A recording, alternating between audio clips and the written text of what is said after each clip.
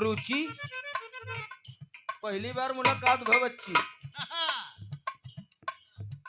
पुरनिया कहे हैं कि दिन भर हैरान है, अगर संझा मिल जाए तो का हैराब नहीं कहते हैं। हाँ, बहुत सुंदर आपका गायिका है, आशीर्वाद बात अच्छा है, ठीक है।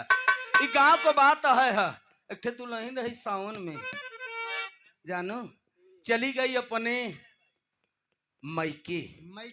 हाँ, दुल्हवा कहता है ओकर का कहता जानता हुआ कही ऐसे सावन में दिल जनिया एक दिन घरे बोलऊ।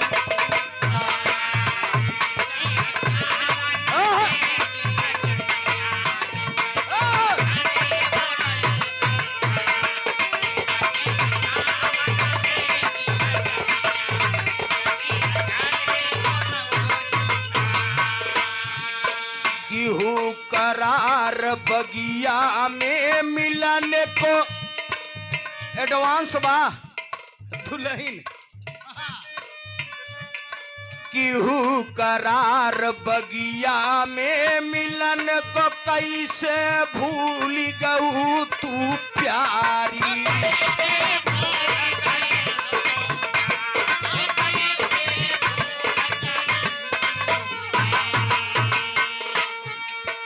भाव कहाँ बा जहाँ भजन बा जहाँ प्रेम बा। बीरा में वो दुल्हन का दुल्हा कहता यह बरे की आत्मा रूपी दुल्हन परमात्मा रूपी दुल्हा से जब नाता प्रेम मिलता है मास्टर साहब तब आत्मा के एक संस्कार बनत है। किहू करार बगिया में मिलन को कैसे गईलू भुलाई प्यारी।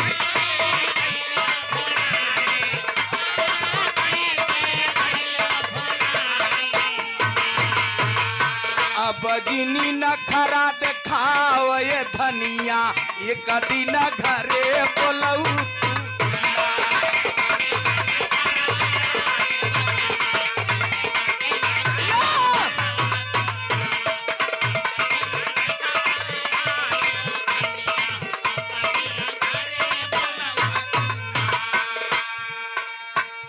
ई तो दुल्हा कहता दुल्हन से सुने वाले बाबू, लेकिन भजन भगत का भाव में भगत जाके सतगुरु के चरण में कहता का कहता ये दातार ये मालिक ये आपकी महिमा परम्पार बा है। संसार में जब जब अत्याचार हुआ तब तब आपका अवतार।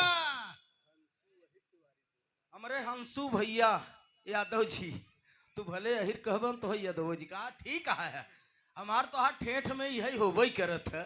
हंसू अहिर तिवारीपुर के धरती से बड़े भैया को 101 रुपया का पुरस्कार हुआ। भाई के नमस्ते प्रणाम बहा। लेकिन भगत कहत का बमार साहब कहा सतगुरु आई गए नी अवतारी पर उपकारी हो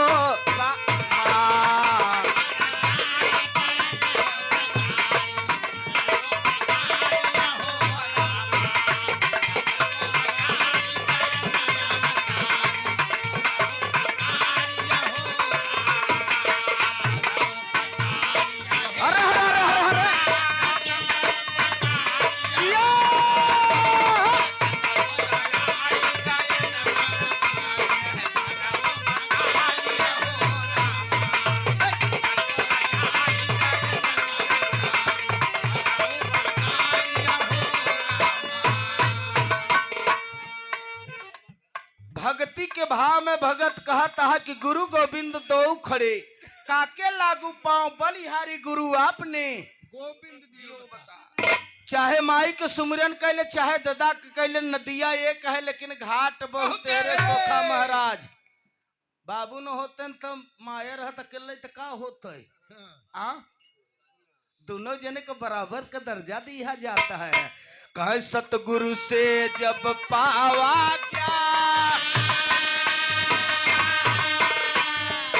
तब मालिक से भवा पहचान।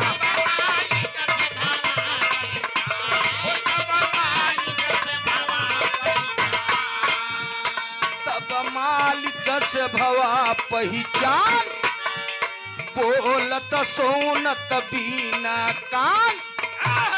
देखत हटत भरम अधियारी पर उपकारी हो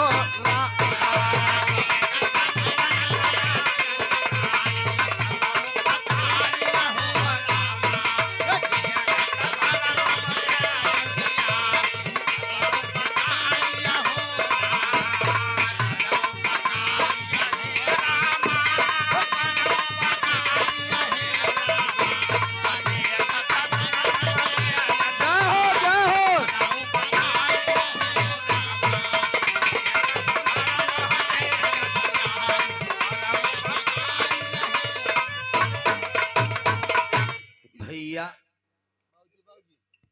भैया और भगत कह रहा है अपने गुरुदेव के चरणों में, सतगुरु कहे मालिक ए दातार, महिमा आपका परंपार है। जब जब ये अत्याचार हुआ है धरती पर, अब तब तब आप अवतार लेके आए, हर रूप बदल के आए। का सतयुग में विष्णु बनी आए, त्रेता में श्री राम कहाए,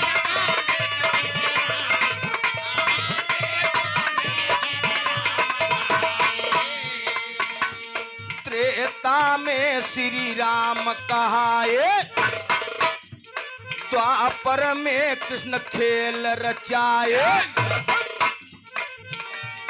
महिमा आपका परंपार है, जितना बखान करिए उतना कम बह है। कहाँ देखत हटत भरम अधियारी पर उपकारी हो रामा।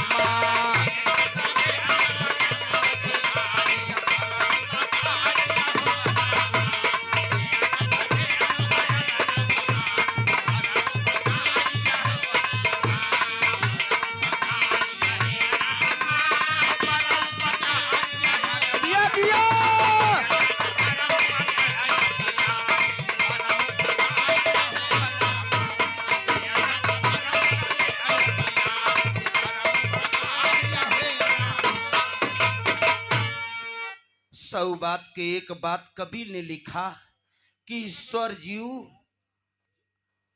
ईश्वरियांश जीव अविनाशी, परमात्मा हर जगह बा, सर्वत्र बा है। ए मालिक कृपा है, जेकर जहां भक्ति में, जेकर जहां श्रद्धा बा, मालिक ओके उतना देत हन। अब मालिक बेईमानी नहीं किया है, परमात्मा पूरे संसार का रचना कर डाला साहब।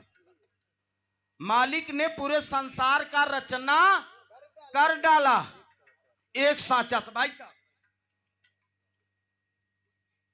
एक सांचा से परमात्मा ने पूरे संसार का रचना कर डाला। इतना ही नहीं, आप लोग देखे होंगे, बोली अलग, चेहरा अलग और कलर भी अलग, देखे है ना। और जौन इंसान का सांचा है, भट्ठा पर ईंटा देख ले, एक नंबर के एक कलर का, लाखों ईंटा के कर सांचाया, मनई के बना हुआ सांचाया। और जौन परमात्मा बना सांचा, चेहरा अलग, बोली अलग, कलर भी अलग। ओ केकर सांचा? परमात्मा। इतना ही ना है, मोहतारी गोर बा, बापो गोर बा, बेटवा के देख ले तो सांवर बा। तमाम लोग कहे लागे सोखा बाबूजी का यार तोर माऊ गोर बा, तोर बबुओ गोर हन, तो कैसे सांवर हो गए? कहा अपने मामा के ही पर केकर सांचाया? मालिक का सांचा है। तो कहबे का भाव बाबू साहब, जेकर जहां श्रद्धा बा, जेकर जहां प्रेम बा है, चाहे माई के सुमिरन करे, चाहे दादा का सुमिरन कर, नदिया एक है लेकिन घाट बहुत। आखिरी लाइन गुरु घराने के परिचय में मास्टर साहब कहना पड़ा,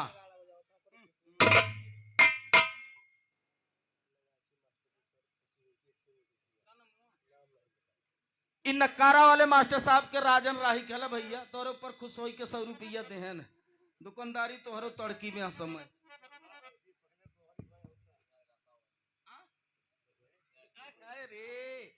101 रुपया का पुरस्कार हो। बच्चा काका समझे चले, अब एकदम गांव जी देता है ना।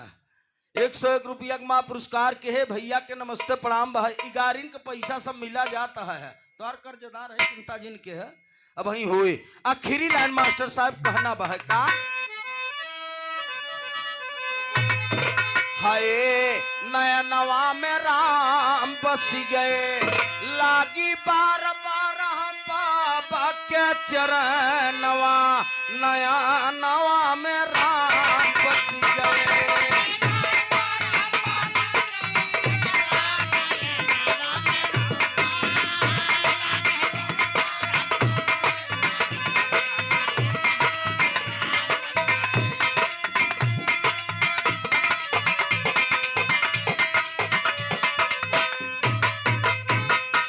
निराकार में सकती बाटे कह गए दास पुकारी दी बलिहारी गुरु हमई बतावा दिए इशारा भारी की। निराकार का मतलब जिसका कोई आकार नहीं। यही बारे कहा गया कि है नियर सूझत नहीं दीर्घ दीर्घ ऐसे जिंद तुलसी संसार के हुआ मोतिया। फिर कहा मौका कहाँ ढूंढो बंदे मैं तो तेरे पास में हूँ। भगवान तो तुम्हारे लगवई है न। आ? कोई आकार नहीं परमात्मा का आपकी नहीं स्वरूप और रूप लेके आन भगवान। कहा बारा बारा बाबा के सुमीरब इतना अरज हमारी।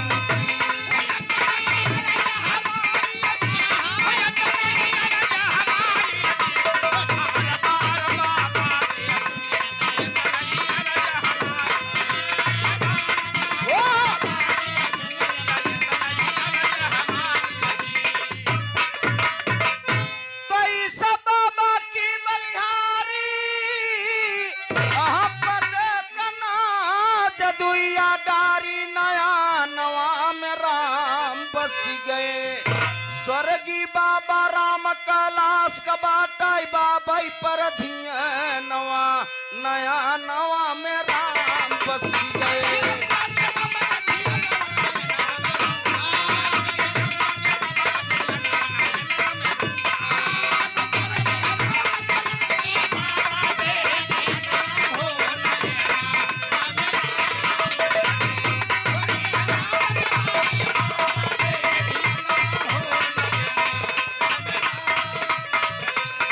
मोरे रामा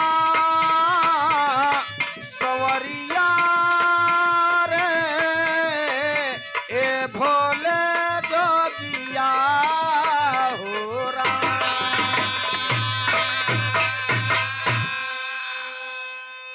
एक